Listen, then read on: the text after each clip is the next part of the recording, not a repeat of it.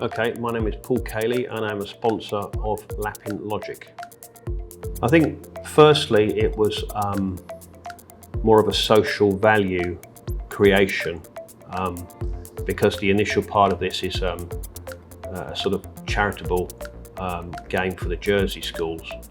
Obviously down the road there would be other opportunities there. It's not my business per se, games or educational software, but to be involved with a product as opposed to consultancy, I feel is giving some value to my organisation, that we have something out there that's real as opposed to just consulting. So you can actually use that to increase brand awareness of your own company. There's going to be some advertising in the game that will have my logo on various trains or cars. I think it's something that could have value in the future. If you get one game out there, it could lead to other business opportunities. Yes, I mean to get a game off the ground, if you look at the amount of capital that actually needs, and this is being done on a shoestring really, to get a game off the ground is a massive capital investment. So to have something that's been developed so far already, I think is a bonus. I believe that I could probably help with some marketing type activities and even to supply some more development in the future. It's not my speciality, but of course you meet a lot of people in the business who are able to contribute to these kind of gaming engines.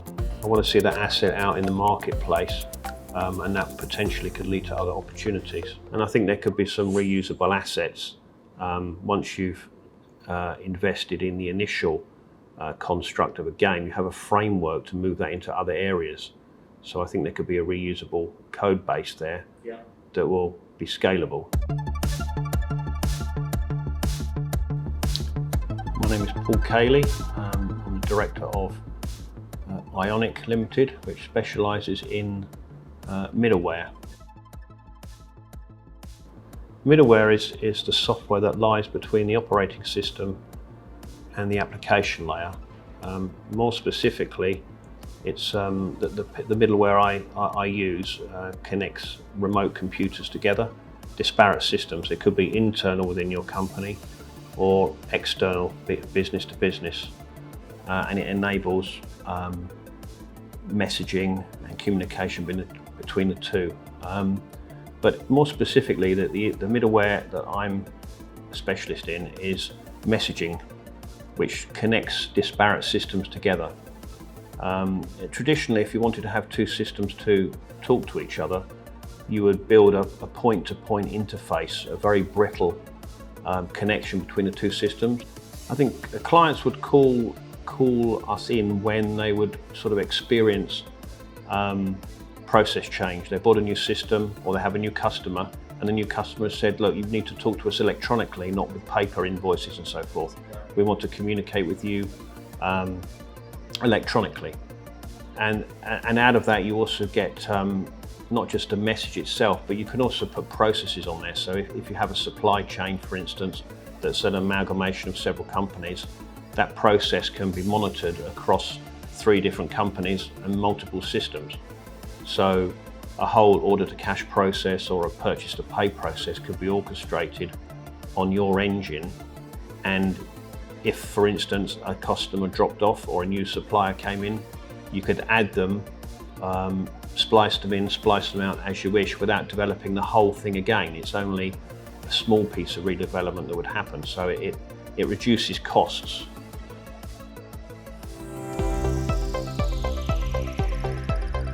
Lapin Logic is the only games company in Jersey. The question is, why is that?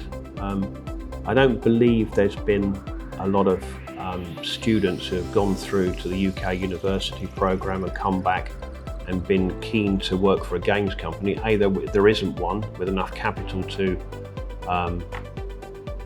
give them a career path. That's probably one point. Also, to get a lot of the other jurisdictions, we look at Gibraltar, for instance, e-gaming, e-gambling. There's a framework, and Digital Gibraltar has a sort of relationship with universities for training people in the right areas that they need. So I don't think there's a skill base here for games development. There's a district in London that was a roundabout near Old Street that's now called Tech City, or Silicon Roundabout is an alternative name for that. There's about 5,000 digital companies there, some of the big names there as well. And that synergy, the government with Tech Nation were very interested in generating this as part of the economy. And that's led to investments up till date of about 10 billion. So again, crowdfunding, investors, bringing all those people together, governments, investors, private equity, public equity, has created a digital cluster. Of course, under the current situation, it's now non-proximate with people moving away and working remotely, but they still are part of that community and they can leverage ideas off of each other. And I think that's actually led to some big public offerings of technical companies. So Digital Jersey needs to do something similar. Obviously it can't be to that scale, but if it wants to wean itself on the dependency on finance, it needs to follow some of those techniques, and I think that involves closer government cooperation.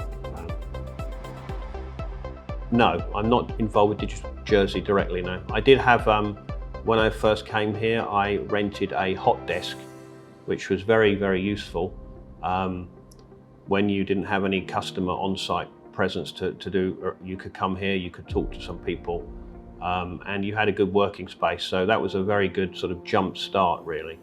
But other than the hot desking, there hasn't been much involvement with Digital Jersey. Operating from Jersey has had its challenges in the past. It's involved a lot of travel to London, European cities, to work with customers directly. I was originally in the Isle of Man, so Jersey was an easy place to travel from, to and fro, and there was always a requirement to visit clients on site in Europe and London. But it's actually interesting with the current COVID crisis that it's actually made the travel a lot less, and we realised we didn't need to do it anyway. It's almost been a catalyst for not travelling. Yeah. So it's made people realise that we can use all this technology, and half the time we were having unnecessary meetings and wasting a lot of time travelling. So Jersey as a location is perfect for a technology company. Well, for instance, if you look at the Isle of Man, they're now saying that they have 30% as a digital economy. Their digital Isle of Man is much more involved with the government, even though Digital Jersey is a sponsored organisation. I think that synergy between the government and Digital Isle of Man has managed to create a bigger environment for people to relocate there, to bring their businesses to that location. If for us to follow suit, I think we'd have to have some tax breaks or something for social insurance or social costs. It's very expensive to employ people here compared to the other jurisdictions. So unfortunately now you've got jurisdictions competing with each other for the same relocation technology businesses.